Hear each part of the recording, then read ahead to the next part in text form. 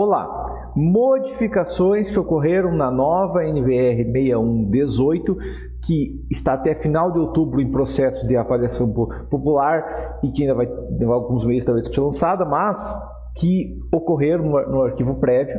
Eu fiz um resumo das principais e também quais mudanças eu sugeri agora que foi para avaliação pública da NBR. Okay? Tem 8 mudanças que eu sugeri, ou mudanças ou questões específicas que outras normas já trouxeram de uma maneira mais precisa. Claro, aqui eu não vou falar mudanças mínimas, tá? Ou detalhes específicos, se a norma só clarificou uma coisa que a gente já sabia. Tipo, teve detalhe que a flecha deve ser calculada com a carga quase permanente. Isso aqui é um padrão, a flecha de infinito é calculada com base, e NBR 8681 já diz isso. Então, quando é questão, tipo, a norma só clarificou um detalhezinho que não vai modificar em nada para o projeto estrutural, eu não vou falar, eu quero falar o que vai modificar pela nova norma em questão de projeto e o que pode começar a ser bem mais crítico. Então, primeiro, a antiga norma falava o quê? Quando houver um controle de qualidade e limites rígidos de tolerância da variabilidade das medidas, pode ser adotado um ΔC, ou seja, uma variação de comprimento de apenas 5 mm, mas a exigência de controle rigoroso deve ser explicitada nos desenhos de projeto e reduzir o comprimento em 5 mm. A questão é, reduzir o comprimento é uma ferramenta extremamente eficiente quando a gente está trabalhando com peças finas, principalmente o que? Pilares com menos de 20 centímetros, com certeza isso aqui gera uma economia, né? Reduzir o comprimento, mas mais crítico ainda tem de ser nas lajes, né? Que mais da metade do volume de concreto predial vai nas lajes. Então, se eu tenho uma laje maciça que tem 10 centímetros de espessura, eu reduzo o comprimento em 5 milímetros, eu reduzo o consumo de aço em 5%. A norma antiga permitia isso. A nova norma não. A norma o quê? Fala o quê? Que para estruturas projetadas de conforme a 9062, que é a norma de pré-moldado, aí a gente pode ter a situação. Por quê? Porque eu já peguei muito projeto disso, onde tinha, tem que ter controle de execução, e a pessoa foi lá e matou 5 milímetros para economizar na obra. Mas não foi feito detalhamento de como é executado, não foi feito detalhe das ligações ou transpasses, porque para isso funcionar deveria ter. Como que uma viga vai cruzar com outra se as duas têm ferragens contínuas? Qual ferragem vai deslocar para transpassar? Que isso é um problema de obra, mas que eu vejo muitos engenheiros que nunca sujaram a bota, que não sabem. E aí dá esse problema aqui. Então, a nova norma é só para elementos pré-moldados, que mal bem elementos pré-moldados, o problema de uma peça passar na outra não existe. Okay? Existe durante a imaginação da, digamos, da montagem, mas não é uma questão que uma ferragem vai passar por dentro da outra. Entendido? Então essa foi uma modificação que ele teve da nossa norma. Próxima modificação, e essa é uma modificação pesada. Quando a gente vai calcular o comprimento de ancoragem de uma barra, a gente tinha essa tabela 8.3. O que a tabela 8.3 dizia? Basicamente ela dizia que uma barra lisa eu posso calcular o comprimento base de ancoragem normal, uma barra entalhada eu reduzo 40%, ou digamos, eu multiplico por 1.4 a resistência e nevrada por 2.25. Ou seja, eu preciso menos da metade do comprido de ancoragem base com uma barra com nervuras. A nova norma modificou. O que ela passou foi o seguinte: aço CA25, né, a barra lisa é 1, aço CA50 é 2,25. Nesses dois é a mesma coisa. Aço CA60 é 1. Ok? Tá? Muitas vezes aço CA60 é entalhado, mas esse é 1.4, mas não, a norma reduziu para 1. Isso é problemático? Sim, isso vai modificar drasticamente como se projeta uma obra. Como assim? Bom, vamos imaginar que eu tenha uma barra, sei lá, de 10 milímetros. O que a gente vai fazer é aquela fórmula básica, diâmetro sobre 4 vezes FYD sobre o meu FBD, né, que é aquela fórmula básica que a gente aplica sempre para calcular. Calculei isso aqui e, no caso, eu posso variar aqui o meu diâmetro como um X, né, coloco um X aqui, tá, e coloco aqui um resultado. Tá? Geralmente esse resultado, depende da FSK e tudo mais, vai dar em torno de 40x. Okay? Então, para uma barra de 10 milímetros, eu preciso de um transpasse de 40 centímetros. Ok? Claro, Pode ser 50, pode ser 55, pode ser 60, pode ser 30, pode ser 25, pode. Isso aqui vai ser calculado dependendo de cada peça. Mas vamos imaginar, é normal dar em torno de 40 centímetros. Tem que ser calculado, mas é uma média base. Tá? E nesse caso aqui, 40 centímetros é 40 centímetros de espessura, porque 40 vezes 1 dá 40. Agora, com a nova norma, o que vai acontecer é que esse FBD aqui, ó, eu vou ter que dividir por 2,25, é igual multiplicar por 2,25. Só que entra a questão, o FYD também é maior, então, se eu tenho um vergalhão de 5 milímetros, o comprimento de transpasse entre a barra e outra, você fala, bom, se com barra de 10 é 40, o vergalhão de 5 é 20. Não!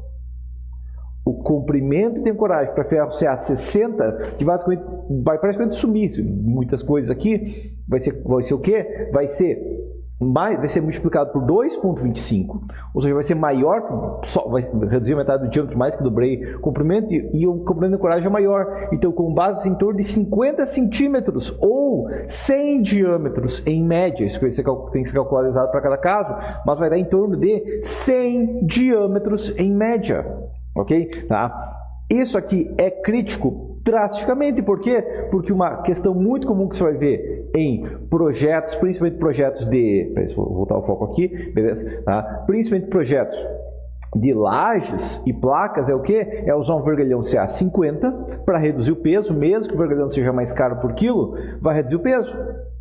Isso aqui vai aumentar drasticamente o consumo, ok? Então, eu não posso considerar 50 centímetros a mais e ignorar que tudo isso aqui a mais vai complicar. Um dia antes vai trabalhar com 25, 30, ok? Então, vai ser um problema grave. Outro problema grave, uma questão que você vai ver muitas vezes em obras, principalmente em obra pequena, médio porte, no caso de malha pop, mas é o quê? Bom, imagina a malha pop. Tá? Aquela malha pop lá que você compra de ferro de 3.4, cada 15, cada 20, ok? Tá? E vamos imaginar que seja uma malha de ferro de 3.4. 3.4 vezes 6 seria 34 centímetros.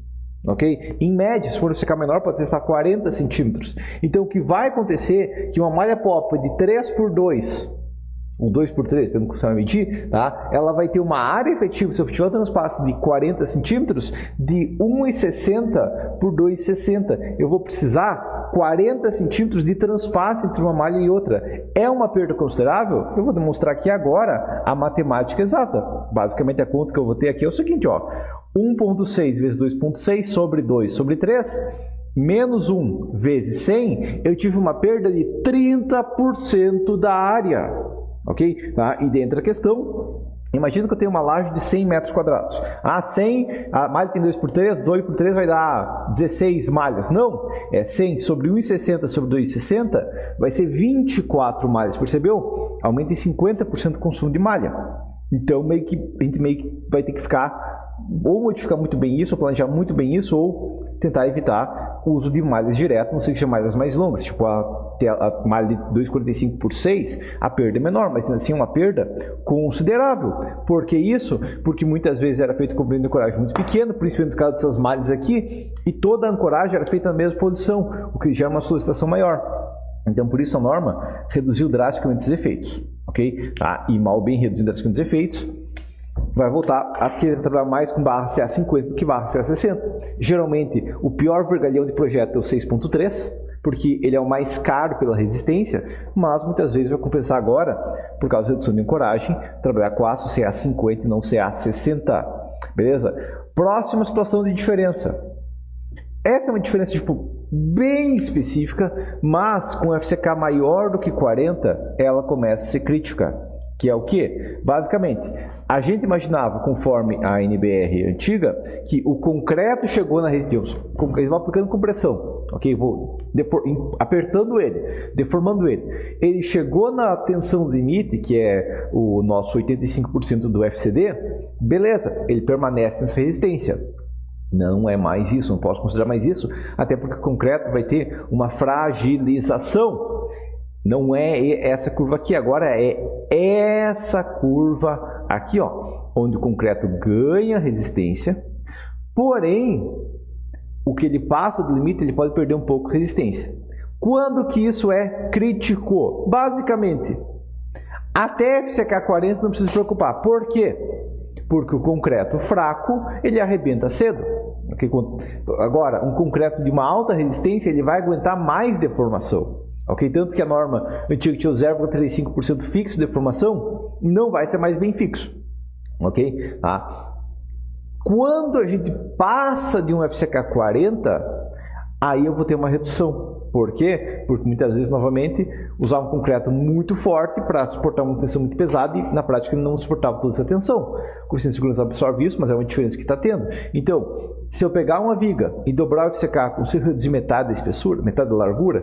Não. Tá? Pode reduzir um pouquinho menos. Aí tem uma equação específica aqui, só para você ter uma noção. A perda de resistência que eu tenho foi quanto? Bom, tá vendo essa fórmula do NC aqui, ó? O NC, que é uma questão específica de cálculo? Pois é. O que eu posso calcular para ter uma base de cálculo é o quê? Até 1 eu não preciso preocupar, até 40 eu preciso preocupar. Vamos imaginar um FCK 35. Bom, a fórmula que vai ter aqui, ó, vai ser 40 sobre 35, né? Daria mais que 1, a gente ignora.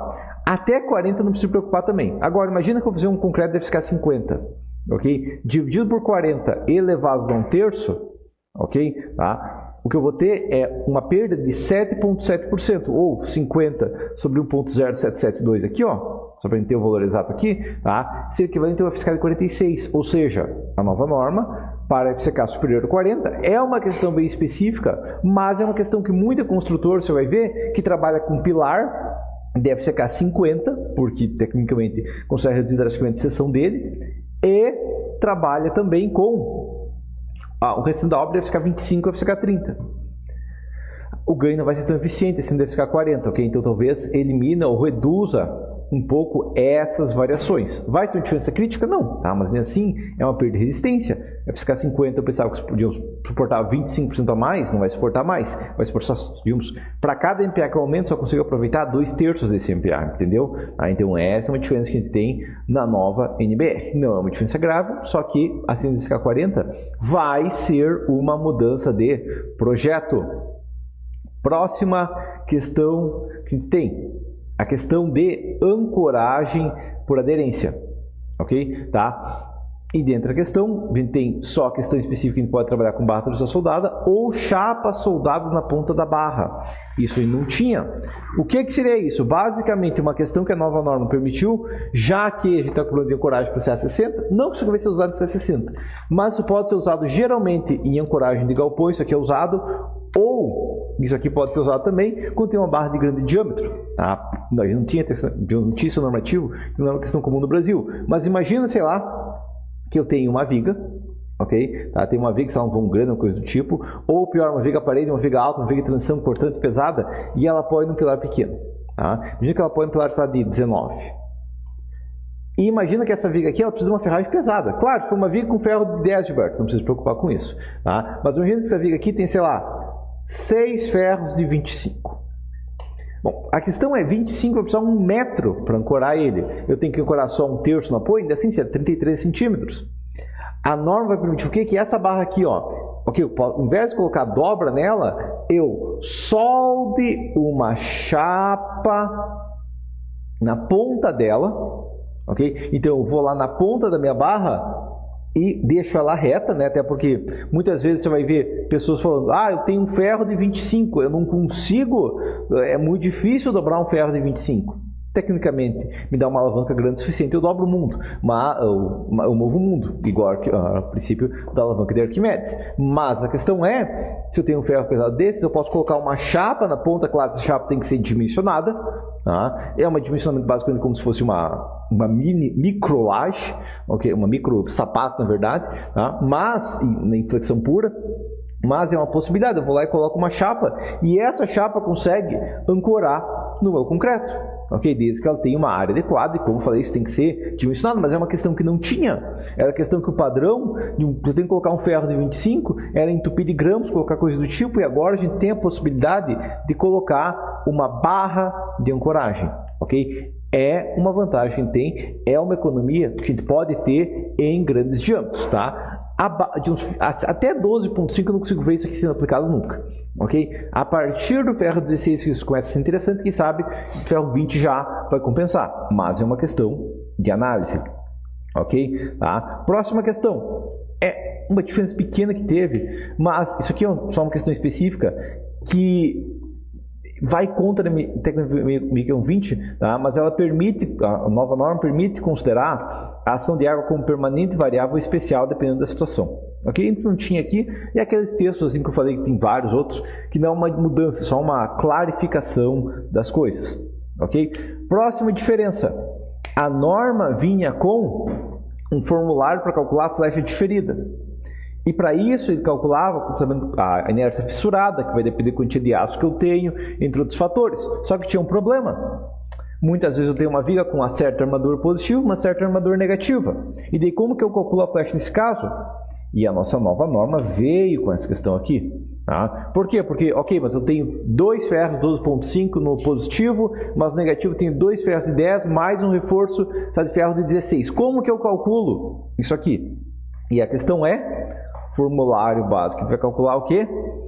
Usar essa fórmula aqui. Nossa, que fórmula complicada. Não, tá? Basicamente aqui, ele vai usar um A1, que é o primeiro vão aqui negativo, e A2, o segundo vão negativo, dividido por L, de 15%. Ok? Então, basicamente, o resumo é o que?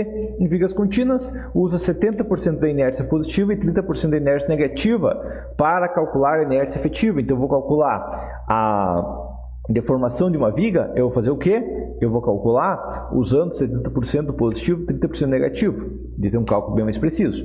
Entendido? Bom, próxima questão que a gente tem, e isso é uma diferença que a norma está começando a perceber que não é a questão que a teoria que a gente tinha de cálculo estrutural que veio da década de 70 tem várias simplificações, e algumas simplificações não são válidas da maneira que a gente está executando obras hoje. O pessoal da década de 70 não pensou, nossa, daqui a 50 anos vamos pensar obra diferente. Não. Então vamos lá. Cálculo antigo. O que a antiga norma falava? Em apoios extremos, ou seja, onde uma viga começa. Para garantir a ancoragem da diagonal de compressão, as armaduras devem ser capazes de resistir o quê? Basicamente, a força cortante mais VND. Ok? Tá? Multiplicado por L sobre D aqui só para ter uma equivalência, mas basicamente essa questão. A nova norma ela é um pouquinho diferente. Ela introduziu o quê? Introduziu a questão de momento fletor que eu tenha, se for positivo. Você diz, tá, Gilberto, mas não tem positivo no apoio. E eu vou responder o quê? Claro que tem. Se tem um pórtico de contraventamento, tem positivo no apoio. Se você tem um pilar de Virendel, tem, um montão de Virendel, né? Tem positivo no apoio. Ok? E esse positivo no apoio é um aumento da ancoragem. Ok? Tá? É uma diferença significativa? Em qualquer pórtico de contraventamento? Sim. Caso contrário, não. O problema é que tem muita gente por aí projetando que usa todos os pórticos são de contraventamento. O que é a solução padrão que o software vem, mas muitas vezes não é o ideal. Okay? Muitas vezes é o ideal planejar, na verdade o ideal é planejar o contraventamento da obra, não só, eu projetei para vento. Como que você projetou para vento? Eu fui lá no software e liguei, considerar vento. Mas fez concepção? Não, só liguei, considerar vento. Aí não é projetar para vento, aí é só ativar a configuração do software. Beleza? Tá? Então, a força cortante e a carga axial devem ser avaliados na extremidade do vão efetivo. Ok? Tá? É uma questão adicional, a gente tem que lembrar que uma viga pode ter compressão, mas ela pode ter também momento positivo. E tem software por aí no mercado, e não é só um, que ignora a carga axial em vigas e que ignora também, muitas vezes, combinando coragem com esse momento. Beleza? Então, é uma modificação que a gente teve. Agora, outra modificação pesada que a gente teve. Olha o bloquinho de texto que a gente tinha, olha o que a gente tem agora. Tá? O que a norma falava? Nas proximidades de cargas concentradas de uma viga para outra, devem ser discretizados, ou seja, detalhados, apoios, ou se ela ficar temporada, deve ser colocado uma armadura de suspensão. Ok? Então, o que a norma dizia era o seguinte: quando eu tenho uma viga de 60 apoiando uma viga de 40, que infelizmente eu vejo em muitos projetos de apertador de botão, tem que ser colocada a armadura de suspensão. E isso que ela dizia. Não é mais o que a norma diz. Então vamos lá. Nas proximidades e tudo mais, ok. Ela tem isso. Agora, próximo. a armadura de suspensão deve ser somada à armadura de cisalhamento devido à força cortante ou momento torsor. É uma diferença, então tem que somar, beleza, tem que ser uma questão. Mas, no caso de vigas não penduradas, ou seja, eu tenho uma viga de 40 que está chegando em outra viga de 40, posso fazer da mesma maneira? Não.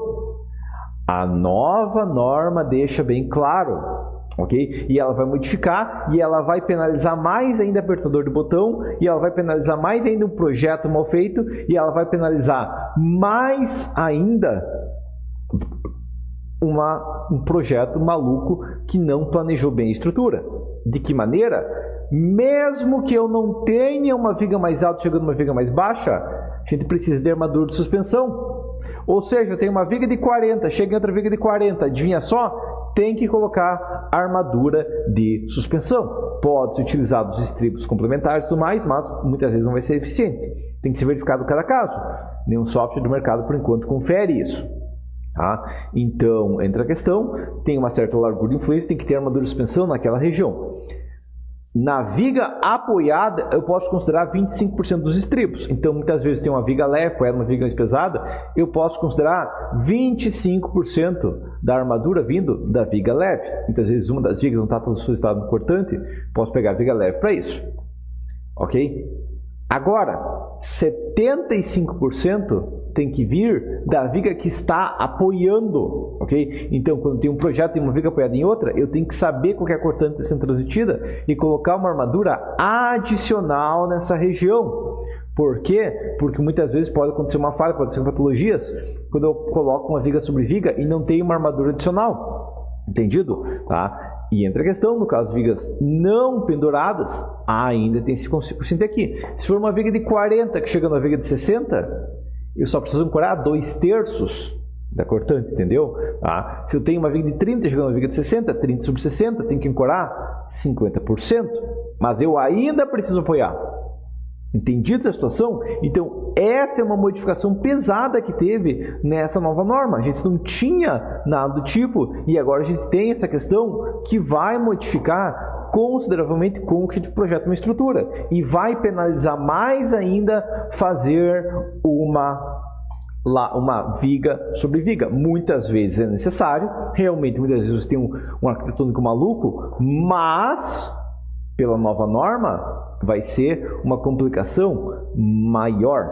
Entendido a situação? Bom, próxima questão, prescrições gerais. Tá? O que a antiga norma dizia em relação ao espaçamento de barras em uma laje. Ok? Tá?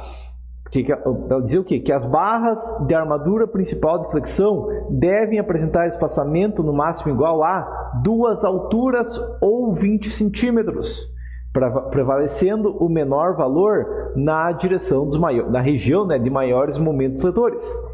A nova norma diz uma coisa diferente. Primeiro, ela ainda tem a questão da barra ter um diâmetro máximo igual a espessura sobre 8, o que dificilmente você vai atingir, né, porque pensa, eu vou ter que ter uma laje de 15, vamos pensar que eu faço uma laje de 10.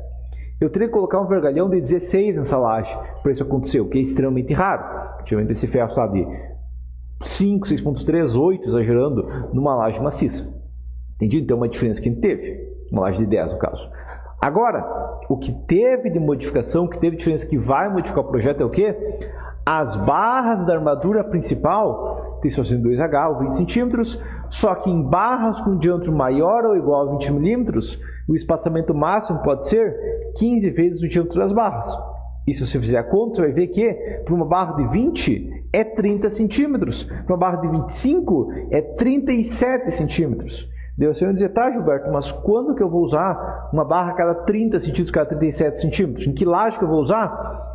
Em uma sapata flexível, em um radier de fundação de um prédio. Imagina um radier de fundação de um prédio, que tem, sei lá, 80 centímetros de espessura, 1 metro de espessura. É normal um radier de um prédio ter essa espessura. Ok, um prédio alto e tudo mais é normal. E daí imagina que eu tenho um radier lá, 80 centímetros de espessura. Se eu for calcular primeiro, a armadura mínima é 0,15% do AS por CA. Flexível adicional posso considerar 0,1. Vezes 0,1. 1 vezes 80 vezes 100, eu tenho uma dividido por cento, né, ela daria 8 centímetros quadrados. Ok? E aqui entra a questão, eu posso colocar 8 centímetros quadrados colocando um ferro de 10 cada 9? Eu até posso, mas agora a nova norma vai permitir colocar só um ferro de 25 a cada 35, 37 centímetros. Entendeu? Vai facilitar a montagem de uma ferragem dessas. Ok? Porque senão estaria limitado a trabalhar com espaçamento de 20 centímetros e aí teria muitas vezes uma quantia excessiva de barras e eu posso afastar essas barras aqui. E um radier de 80 não tem nada de absurdo, ou uma sapata flexível mais alta ou qualquer coisa do tipo, não tem nada de absurdo colocar um ferro a cada 30 centímetros, por exemplo, desde que seja um ferro de um diâmetro adequado e atenda a armadura mínima. Entendi a situação? Então, é uma diferença que teve da nova NBR 1118, ok? Essas foram as principais modificações. Teve outras, teve várias questões semânticas e detalhes secundários.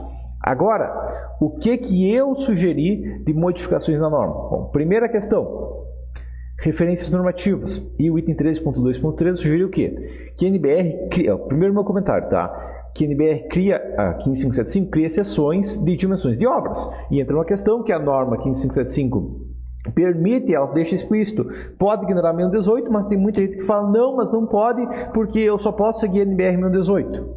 Então, uma maneira de evitar isso é ou eliminar aquela 15575 quando entrar aquela questão específica, ou modificar o texto, que seria como? Bom, citar em referências normativas primeiro, que a NBR 15575 é uma norma que deve ser seguida junto com a 1118, ok? E no item 13.2.3, que é automaticamente que não permite menos 360, não se permite pilar com seção inferior a 360, exceto nos limites permitidos pela NBR, ok? Então essa é uma mudança que eu recomendei. Próxima mudança, a NBR 6122 trouxe requisitos de responsabilidade técnica de 2 engenheiros. Isso, ok? Claro. Mas isso aí, Gilberto, é a NBR 6122, correto? Estou demonstrando a NBR 6122 aqui, ó, porque ela fala exatamente isso aqui, ó. Pegar ela aqui, ó. Mas o que ela fala aqui, cadê aqui 1022? Tem várias vezes que está citando aqui, mas 55 metros aqui, mas ela tem um item específico. Só porque eu falei do item agora não vai aparecer aqui. Tá? Deixa eu pesquisar silos talvez aqui que vai aparecer. Tá? Entra a questão, aqui tem submissíveis, não é isso que eu quero. Aqui, ó, 55,0, tá, ok, tá. Em estruturas nas quais a deformabilidade das fundações pode influenciar nos esforços, deve estudar a interação em estrutura, ok? Essa é a primeira questão. Não é a questão crítica, né? Porque, ok, por enquanto isso, tranquilo. Só que entra a questão, o desempenho e tudo mais, tá? E uma questão final que a gente vai ter, peraí, cadê aqui uma questão final que a gente tem específica dela? Tá? Mas é a análise de verificação por 2 engenheiros, se não me engano o item 10 que fala avaliação técnica de projetos, tá? Que nos itens citados em 9.1 deve ser conduzida antes da construção com o projeto a avaliação técnica do projeto de fundações por outro engenheiro que também se torna responsável da obra. Inclusive a questão é, como os contratantes não têm essa obrigação de conhecer essa norma, o projetista tem que alertar isso em obras específicas, ok? E eu acredito que, já que eu vou trabalhar com isso na fundação, eu já trabalho com a obra toda, e já que a norma exige em alguns casos, vou demonstrar aqui a norma atualmente, tá? Deve ser, deixa eu verificar aqui, ele tem, aqui ó, avaliação conforme, deve ser realizada, ok? Mas entra a questão, se a gente tiver uma tabela assim, vai ser muito mais preciso. E geralmente, estruturas das quais a carga variável é significativa, como os reservatórios, dificilmente são de concreto armado hoje em dia, mas seria uma questão para analisar. E estruturas com mais de 55 metros de altura, ou seja, prédios altos, seria questão de trabalhar com mais de um engenheiro. Ok? Relação à altura e largura superior a 4 seria também situação. E estruturas não convencionais, que seria tipo abrange tudo, mas também seria uma questão que seria interessante ter uma lista assim. Tá? Então, o que eu recomendo? Nos casos a seguir, é obrigatório análise técnica de projetos com responsabilidade técnica de ambos os engenheiros, projetista e analista, ok? E justamente essa questão pode ser uma lista similar a essa, tá? Então foi isso que eu recomendei.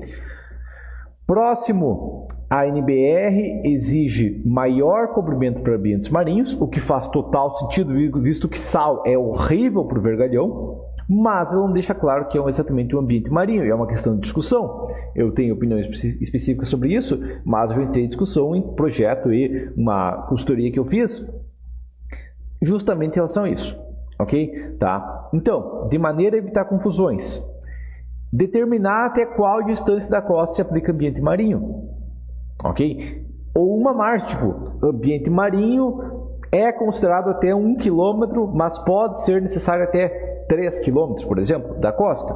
Isso é uma ideia.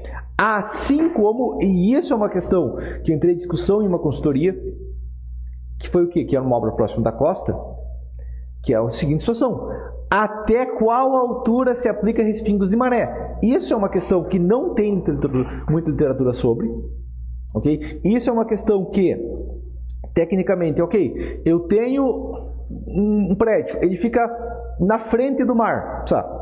40 metros até chegar no mar. Ele é respingos de maré? Com certeza, porque se o mar subir 10 centímetros vai ter respingos de maré. Agora, eu estou falando de um prédio de 28 andares. O 20º andar tem risco de respingo de maré? Não, ok? Tá? Então, entre a questão que respingos de maré, é interessante que tenha não só uma distância, que sabe, deve ser considerado respingos de maré até uma região de altitude supera 1 metro a altitude do mar, ok? O nível de altitude inferior a 1 metro tem que considerar, isso é uma ideia. Agora, nesses casos, respingos de maré deve ser considerado até o segundo pavimento, o terceiro pavimento, o quarto pavimento, isso pode ser definido, mas a norma tem uma ideia, ou deve ser considerado sempre nos primeiros 2 pavimentos, de restante até o quarto pavimento pode ser considerado. Por quê? Porque eu posso ter um pilar de um prédio que os primeiros 4 pavimentos eu preciso fazer classe de agressividade 4, mas depois posso fazer classe de agressividade 3. E se eu tiver revestimento, classe de agressividade 2, e ter uma estrutura muito mais econômica por causa disso, porque cobrimento mata a estrutura, e é uma questão que não tem literatura sobre no Brasil, até que altura funciona isso, até qual altura tem que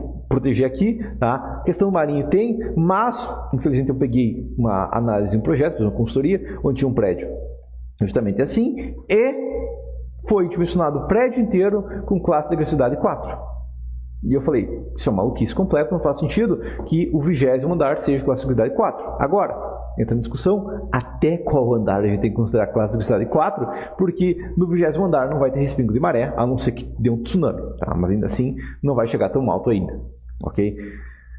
Próxima questão, os itens 11.7 e 11.8 da norma, tá? Eles são basicamente um resumo da 8681. Mas eles ainda citam que tem que ser seguido a 8681 e outras questões. Então, eu só dei citei, né? O quê? Que o item 11.7 e 11.8 pode ser o quê? Item 11.7. As combinações devem ser feitas conforme a 8681. Item 11.8, notas específicas que a nova norma trouxe sobre isso. Ok? Mas são notas, não é uma questão de diferença, tipo só. Ambientes de baixa carga, daí a nova norma trouxe a citação. Baixa carga inclui apartamentos, ok? Não é uma questão de diferenciação pesada. Próximo, o item 12.3.3, que é a nossa questão de resistência do concreto, fala o quê? Que a resistência do concreto deve ser considerada aos 28 dias. Isso é um mantra que a gente tem, que o concreto tem uma resistência que chega nos 28 dias e para, ele freia com 28 dias, o que não é realidade, tá? E uma obra, principalmente uma obra predial, principalmente uma obra que vai ter um bom tempo da concretagem até a aplicação de cargas, não faz sentido limitar aos 28 dias. Mesmo que o ganho de resistência seja pequeno, é um ganho muito eficiente. Pensa um prédio de 20 andares. Eu vou concretar o primeiro pilar, ok? Os pilares ali do térreo. Ok, eu concretei os pilares do térreo. Eu tenho que concretar a laje, segundo pavimento, terceiro pavimento, quarto pavimento, e tem que continuar subindo por meses, tá? Mas a gente está fazendo um prédio muito rápido, está levantando uma laje por semana. Ainda assim, 20 andares são 5 meses até o pilar estar totalmente carregado com o peso próprio, que não é a carga total, é o peso próprio. Ok? Depois tem todos os revestimentos, tem todas as paredes e tudo mais, e vai levar pelo menos 1 ano para realmente esse prédio, esse pilar, chegar numa solicitação adequada. Então, criar a possibilidade que o FCD é o FCK sobre o YC, que para qualquer idade do concreto, inclusive se eu quiser usar 90 dias, é permitido. Ok? Claro, né? Não vai compensar fazer 90 dias numa casa, num sobrado, porque daqui a 90 dias já está pronta a casa, mas em uma obra de maior porte pode compensar, pode até colocar uma exigência específica, que é exigido controle de qualidade e é proibido, em ser inferior a isso, quem sabe fazer um terceiro corpo de prova, quem sabe pedir mais um corpo de prova para ser arrebentado com 90, 180, 360 dias, isso aí vai depender da idade escolhida. Ok? Próximo, item 15.7.3. Foi adicionada uma nota que em estruturas, e essa nota eu já discordo, tá? Por quê? Porque a pessoa que escreveu a nota não se preocupou com as definições da norma. Tá? Então, primeiro, o que é o item 15.7.3? Porque o que nós basicamente veio aqui é o seguinte, ó, deixa eu pegar meu 18 aqui, ó, 15.7.3. O item 15.7.3 diz o quê? Consideração aproximada da não linearidade física. Então, para análise de segunda ordem, a gente usa 80% da inércia, ou ECIC, né? É basicamente 80% da inércia de pilares. Ok? Isso que a norma fala. Nossa NBR 1018 é bem clara. A gente usa 80% em pilares. Agora, se eu faço uma viga, que não é um pilar, é uma viga, tá? Que tem, digamos, mesmo que eu faça a área de aço tracionado igual a área comprimida, eu só posso usar 50% da inércia na análise de segunda ordem, que é a análise de estrutura deformada fissurada. Dentro da questão, a nota que a nova norma trouxe foi a seguinte: em estruturas com menos de 4 andares, em que as forças nos pilares sejam pequenas, e aqui a gente entra no primeiro problema, tá? Como em alguns galpões, a redução deve ser avaliada. E agora tem uma questão: o que a nossa norma determina como um pilar? Ah, pilar é vertical e viga horizontal. Não, não é o que a gente tem na norma. Ok? Tem que seguir o que está na nossa norma. Pilar é um elemento linear de eixo reto, usualmente vertical, nem sempre, em que as forças normais de compressão são preponderantes. Agora vem a pergunta: como que as forças normais de compressão são preponderantes se a carga é inferior a 10% da resistência? Se a carga axial é inferior a 10% da resistência, não é a compressão que é preponderante. Pilares de galpões, pilares de muros de arrimo ou qualquer outra coisa que a gente geralmente chama de pilar, porque é parecido na maneira executiva com um pilar predial, não são pilares. Ok? Minha outra questão, tá? De espaço vertical, ok, tudo mais, tá? Então o que eu recomendo, deixa eu terminar aqui, ó, tá? Ou seja, pilares e galpões não são pilares, pois eles são elementos lineares onde a flexão é preponderante, ou seja, são vigas, ou seja, se a gente está falando que eu fazer uma análise de segunda ordem, dentro da questão, é casos bem raros para fazer essa análise, por questão do que é análise de segunda ordem, tem um vídeo meu sobre calcular a segunda ordem de galpões, mas a questão é substituir, tá? Em elementos verticais, comprimentos e tudo mais, tá? Até 10% da carga, né? Ou seja, pilares que tem menos que 10% da seção necessária para suportar a compressão, mas que a excentricidade extrapola as dimensões do pilar, eles funcionam como vigas e devem ter coeficiente de vigas. Basicamente isso, ok? Basicamente falar o quê? Uma peça que é determinada como viga deve ser analisada como viga. Porque deixa eu entrar na questão e não precisa uma nota específica aqui. Beleza? Bom, próxima questão. Conforme o item 14.4.1.2, novamente, pilares são peças onde a compressão é preponderante. Visto que pelo item 15.8.1 ele fala o quê? Peças com esbelteia superior a 140, na verdade ele fala pilares, com esbelteia superior a 140, não pode ter compressão superior a 10% do FCD. E se uma peça não tem uma compressão inferior a 10% do FCD, não faz sentido dizer que aquilo lá é um pilar. E entra a questão, trocar o termo pilares pelo termo elementos, ok? E só fazer essa troca já corrige isso aqui automaticamente. Qual que vai ser a frase nova? Elementos com esbelteia superior a 140 não pode ter acima de 10% do FCD, e eles não vão ser pilares, ok? Que é uma questão que realmente não são pilares.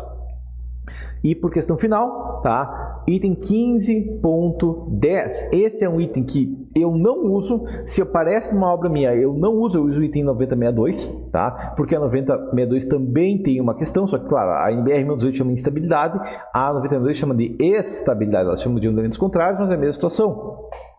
Aqui é o quê? Que é a seguinte aqui, ó.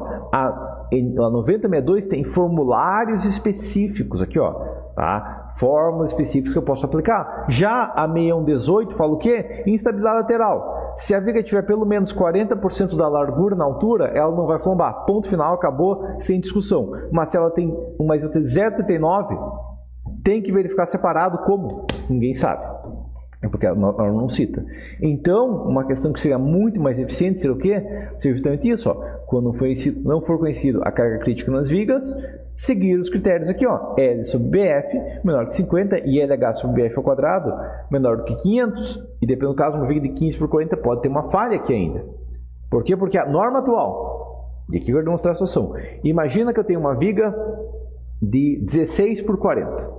Aqui não faz o menor sentido, mas tecnicamente a norma existe. Bom, uma viga de 16 por 40, a norma fala, não precisa se preocupar com a estabilidade lateral da sua viga. Agora, se eu tenho uma viga de 15 por 40, a norma fala, meu Deus do céu, é um absurdo você fazer uma viga de 15 por 40 sem um travamento específico lateral e tudo mais. Ok, se tiver laje, beleza, mas é um absurdo. E daí tem que fazer o quê? Tem que verificar separado, vai saber como. Ok? Tá? Por quê? Porque a norma não fala qual que seja essa verificação separada, tá? Deve ser garantida por procedimentos. E daí, como aproximado, a gente adota isso. Só que não vai valer sempre. Agora, pela 9062, a gente tem uma questão específica. Primeiro, eu tenho uma viga de 16 por 40. Só que ela tem 10 metros de comprimento. Se ela é uma viga de respaldo, uma coisa do tipo, que não tem carga considerável. 16 sobre 50, pronto, já morreu aqui. No caso, digamos, 10 metros aqui, ó, 1000 centímetros sobre 16, dá 62. Pronto, já não passa. Então, uma viga dessas teria limitado um comprimento de 8 metros entre os travamentos laterais. Já seria muito mais preciso. Eu aplico outra questão, que eu aplico o comprimento de 10 metros aqui, ó, vezes a altura de 40, dividido pelo 16 ao quadrado. Nesse caso está tranquilo ainda, mas é uma questão que tem que ser feita verificação igual. E fazer essas duas verificações seria muito mais preciso do que considerar só 0.4, 0.2, qualquer questão específica. Entendido? Então, essas questões que eu considero que devem ser ajustadas do NBR 6118 ainda. Eu enviei isso aqui para o pessoal da norma, ok? Tá? Questão de provavelmente em novembro ou dezembro vai ser lançada como final essa norma, tá? Não sei exatamente o prazo exato deles, tá? Mas são modificações que a gente tem, são modificações que eu aplico nos meus projetos, que eu demonstro nos cursos e tudo mais, e que a nossa norma não explicita, ou que depende do caso, outras normas têm questões diferentes, mas a nossa norma não, beleza? Tá? E só terminando então, aqui do meu lado à esquerda tem a lista dos meus cursos, onde eu demonstro justamente isso, e dentro do curso de concreto armado, claro, 2 cursos de concreto armado que eu tenho, básico e avançado, eu também demonstro as maneiras e como a gente ajusta as questões aqui, principalmente porque a gente está trabalhando atualmente com softwares que não consideram, por exemplo, a questão de armadura de suspensão, beleza? Mas por enquanto seria isso então.